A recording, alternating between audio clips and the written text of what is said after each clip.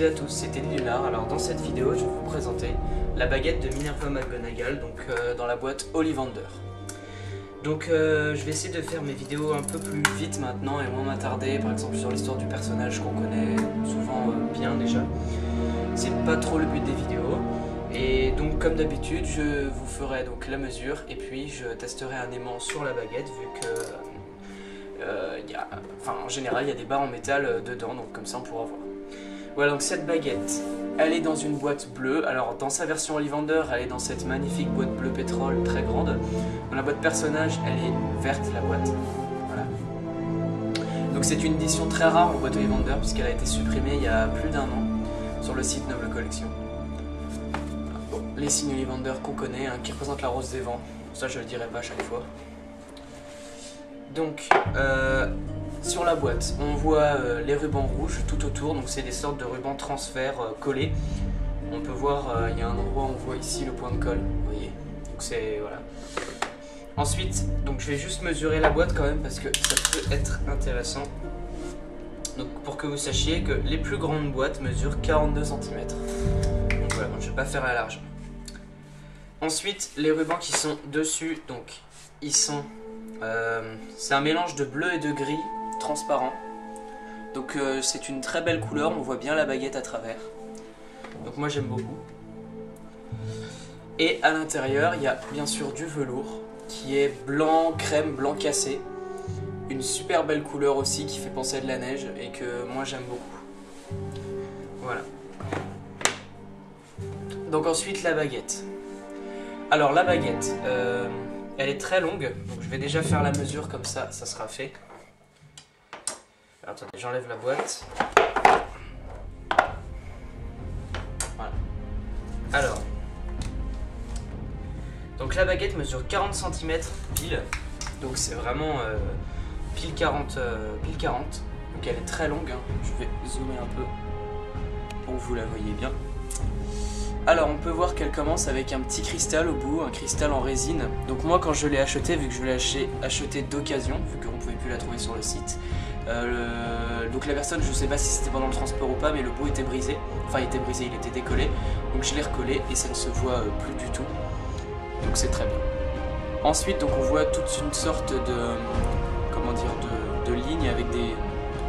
Je sais pas trop ce que ça représente, des sortes de boules aplaties. Puis ensuite encore, vous voyez cette forme avec ici le milieu du manche avec encore une sorte de boule, un globe. Voilà. Donc ici on a une forme qui me fait penser à un Charleston. Voilà. Et ensuite on a cette grande partie, donc qui est assez jolie, assez bien décorée au niveau des couleurs. Vous voyez, c'est assez riche. On voit du marron, du rouge, du noir, donc c'est très beau. Ça fait un effet de bois très réaliste que moi j'apprécie beaucoup. Voilà. Alors attendez, je règle la caméra, voilà. Et ensuite on a une très longue lame, donc vous pouvez passer ça comme vous voulez, lame toute noire, très épaisse. Donc là vous la voyez pas très bien, mais il n'y a pas beaucoup de couleurs.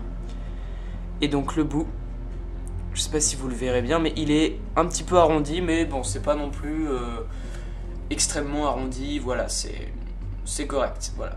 Donc sachez, pour ceux qui se posent la question, si vous l'achetez en boîte Ollivander, vous l'aurez probablement avec le bourron comme moi. Donc il faut la trouver sur des sites qui la proposent encore, donc après à vous de chercher. Par contre si vous l'achetez en boîte personnage, vous l'aurez quand même avec le bourron, puisque Noble Collection, je pense, on résout le problème, puisque moi quand je l'avais en boîte personnage, puisque je l'avais acheté puis revendu en boîte personnage, elle avait quand même le bourron. Donc je pense que si vous l'avez acheté il y a longtemps, vous avez peut-être le bout coupé. Si vous l'avez acheté récemment, vous aurez probablement un bout arrondi. Voilà, donc ensuite on va tester un petit aimant, vous voyez. Hop, et on remarque que c'est bien aimanté. Alors déjà dans toute la lame, je vais faire attention à ne pas faire des rayures. Également dans le manche, pas dans la partie en cristal, mais partout dans le manche, il y a une sorte d'attraction. Voilà. Donc il y a bien une barre en métal dedans, ça se sent, la baguette est lourde. On sent vraiment du poids dans la baguette, même si c'est correct. Et la prise en main est plutôt convenable. Oui, c'est assez correct quand même. Voilà, donc ça va.